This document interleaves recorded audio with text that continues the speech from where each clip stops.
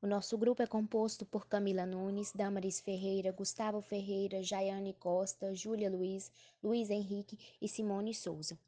Hoje iremos falar sobre os antibióticos beta-lactâmicos, os fármacos que fazem parte dessa classe, o mecanismo de ação e como esses antibióticos agem em nosso corpo, trazendo aspectos tanto positivos quanto negativos. Como sabemos, as infecções bacterianas trazem um grave problema à sociedade e como tratamento utiliza-se os antibióticos beta-lactâmicos. Apesar dessa classe ter uma elevada importância devido à sua excelente eficácia terapêutica e baixa toxicidade, a gente vai ver que o consumo indiscriminado promove o desenvolvimento de bactérias resistentes a esses antibióticos. Então, o ideal é que possamos conhecer esses fármacos para uma melhor administração, evitando assim o uso desacerbado para uma superior eficácia dos mesmos. Os beta-lactâmicos são um grupo de antibióticos que se definem pela presença do anel beta-lactâmico, sendo uma classe da elevada importância devido à sua excelente eficácia terapêutica e baixa toxicidade. O anel beta-lactâmico determina não só o mecanismo de ação, como também a baixa toxicidade direta. É também determinante no principal mecanismo de resistência por parte das bactérias, as beta-lactamases.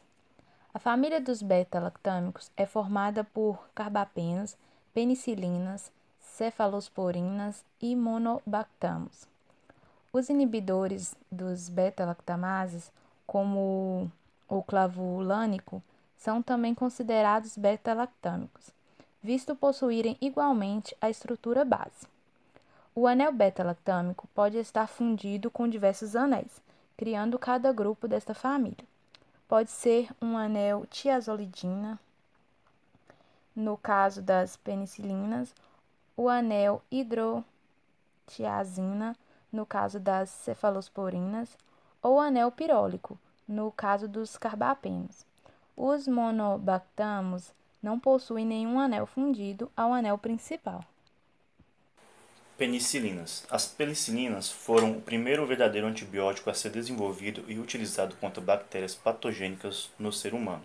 Atualmente, continuam a ser um dos antibióticos mais importantes na terapêutica. A introdução da penicilina na medicina modificou por completo o tratamento das doenças infecciosas, sendo ativa contra vários bacilos e cocos gram-positivos e gram-negativos. Carbapenemos. O grupo de carbapenemos representa na última linha no combate de infecções por bactérias resistentes. São o que tem maior espectro de ação contra bactérias gram-negativos e gram-positivos. Tem ainda uma elevada penetração através dos canais de porina, apresentando ainda uma resistência contra a hidrólise da maioria das beta-lactamases. São sem dúvidas uma forte arma no combate às bactérias. Monobactamos. Esse grupo de antibiótico é o único monociclo da família dos beta-lactâmicos. Os monobactâmicos naturais não possuem elevada atividade antibacteriana, não tendo atividade contra micro-organismos gram-positivos ou anaeróbicos estritos. Inibidores dos beta-lactamases. Ácidos clavulânico, o subibactam e o tazobactam.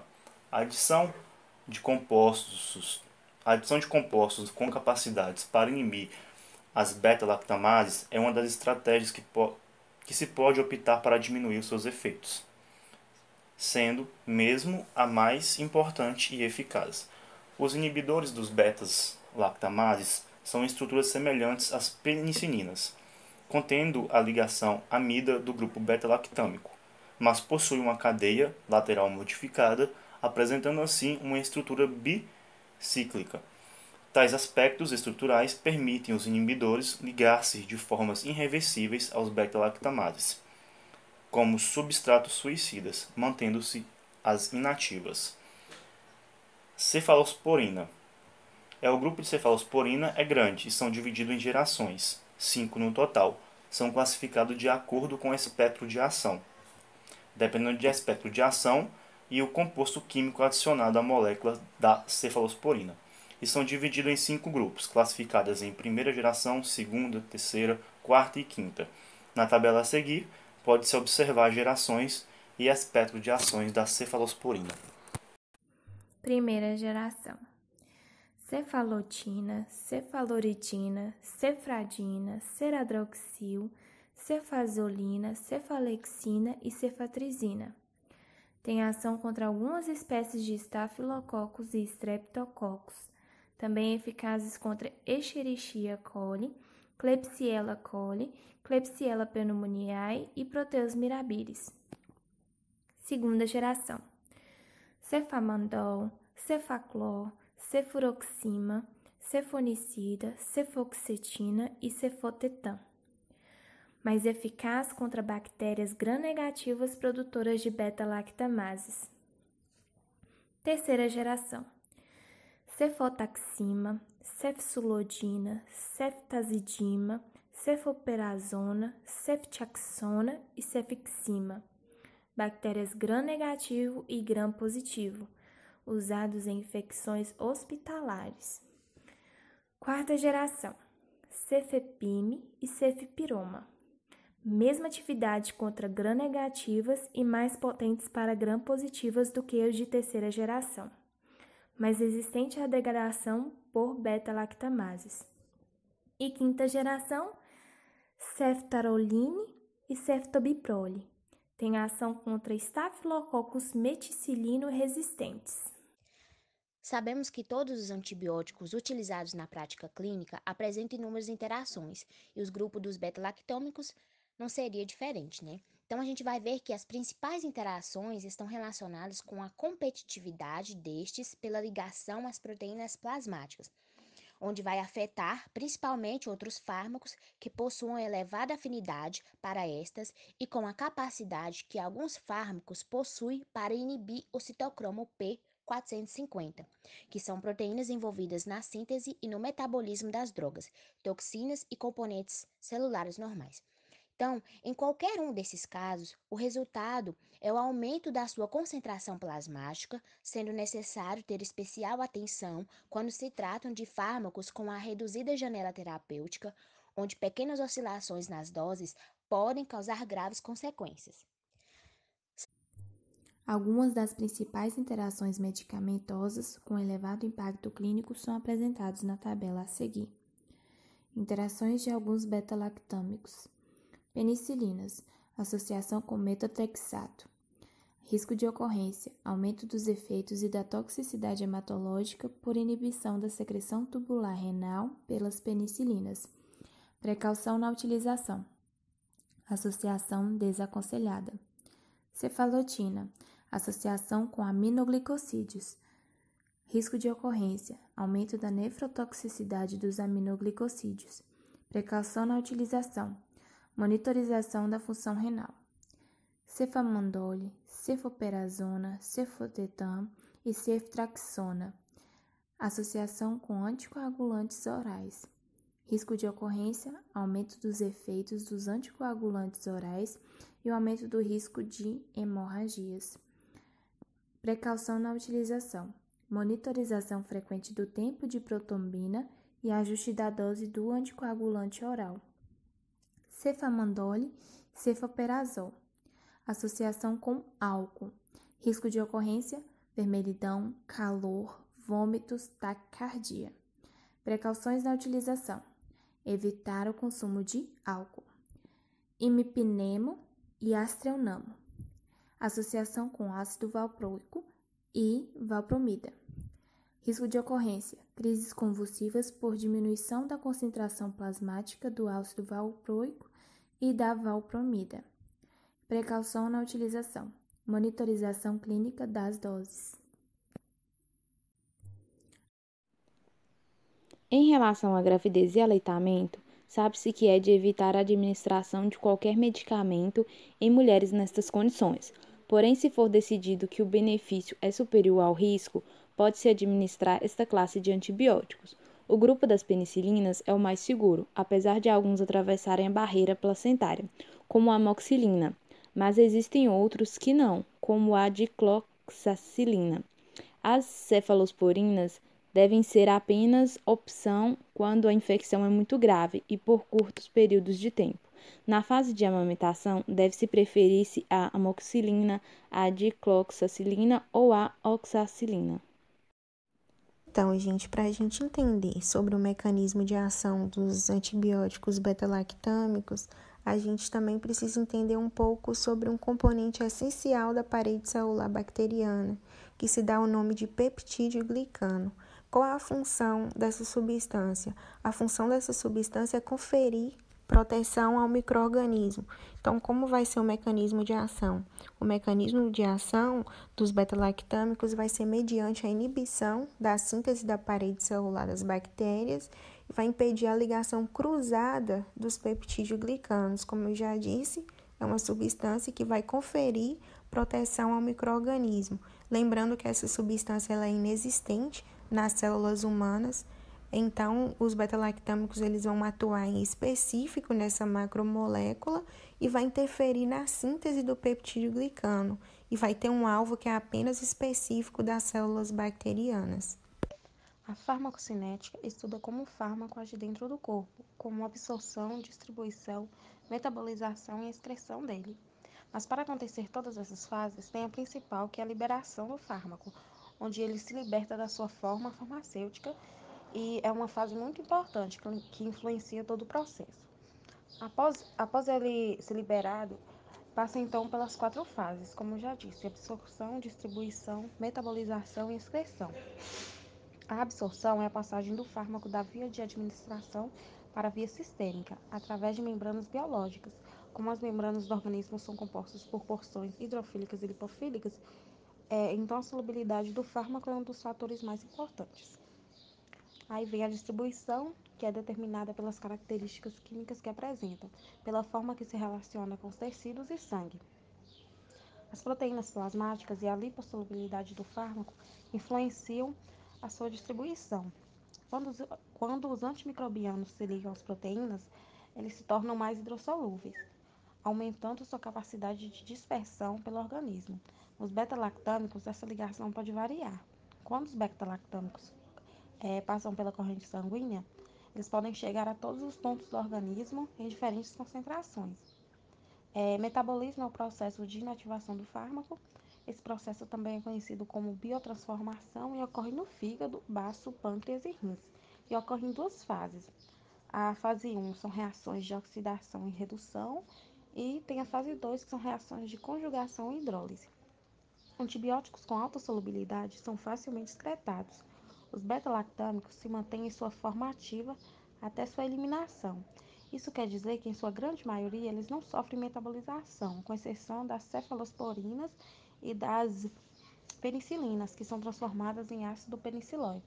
Os beta-lactâmicos, em sua grande maioria, são eliminados pelos rins após a filtração glomerular.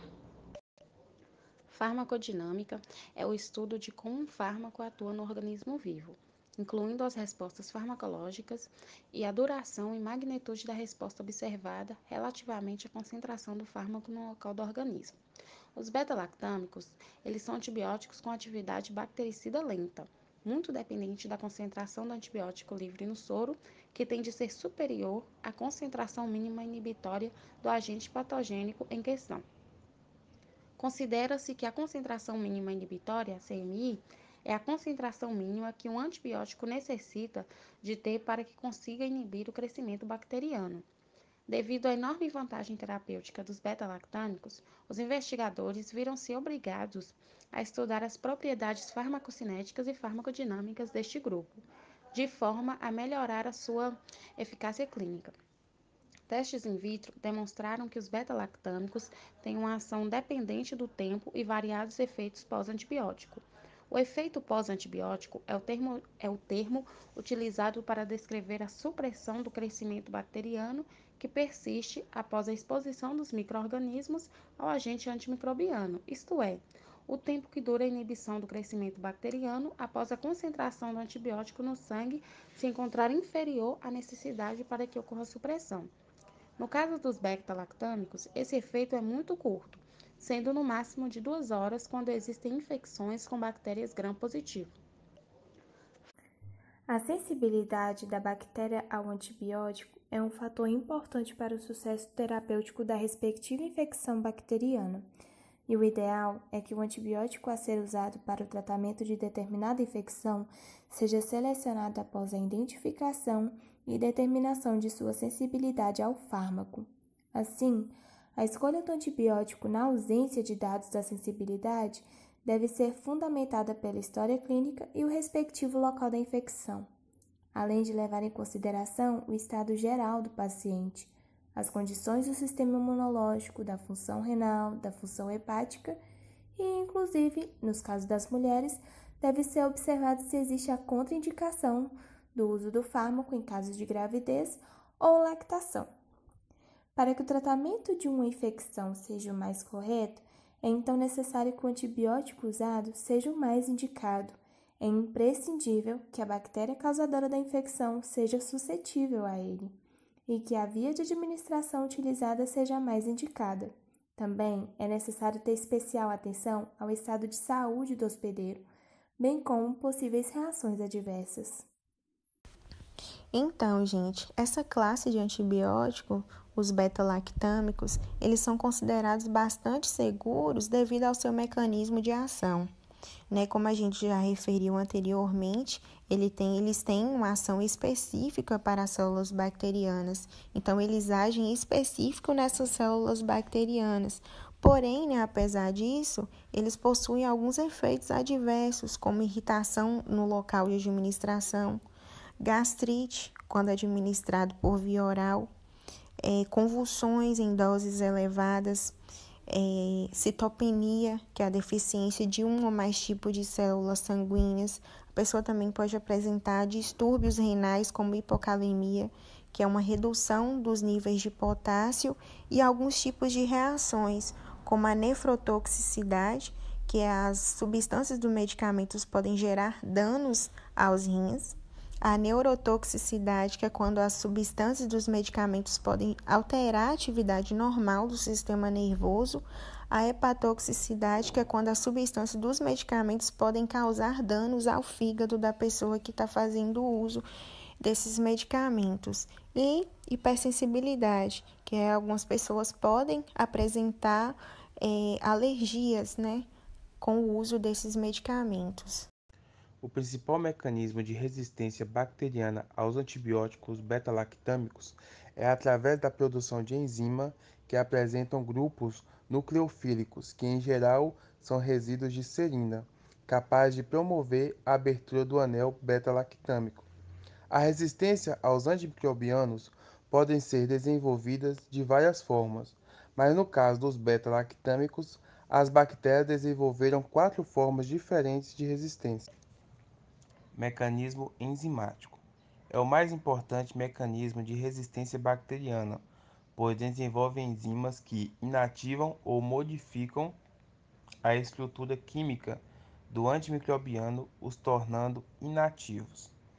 Alteração de permeabilidade. A permeabilidade da membrana bacteriana é de extrema importância para que os antimicrobianos tenham seu efeito. As bactérias têm a capacidade de alterar a permeabilidade da membrana celular e assim bloquear a penetração do antibiótico, impedindo que chegue a seu local de ação. Ativam os fármacos. Bomba de efluxo. Esse mecanismo retira o antimicrobiano do meio intracelular, impedindo a ação do fármaco em seu local de ação. O uso indiscriminado do antibiótico desenvolve cada vez mais bactérias resistentes, diminuindo as opções e eficácias terapêuticas, tornando-se necessário a pesquisa de novas moléculas. Diante disso, conclui-se que os antibióticos beta-lactâmicos têm ação específica, atuando inibindo a síntese da parede celular bacteriana, ou seja, agem em infecções causadas por bactérias, sendo necessário um cuidado maior para a administração dos mesmos, visando evitar os efeitos adversos, como, por exemplo, a ação alérgica à fórmula, analisando sempre as suas contraindicações. Portanto, é imprescindível o esclarecimento e orientação, tanto para os profissionais de saúde quanto para a sociedade em geral, sobre a forma de ação dos beta-lactâmicos e a importância desse conhecimento, bem como a conscientização da resistência aos beta-lactâmicos e suas formas, para que tudo seja analisado corretamente e assim as informações válidas e reais não se percam.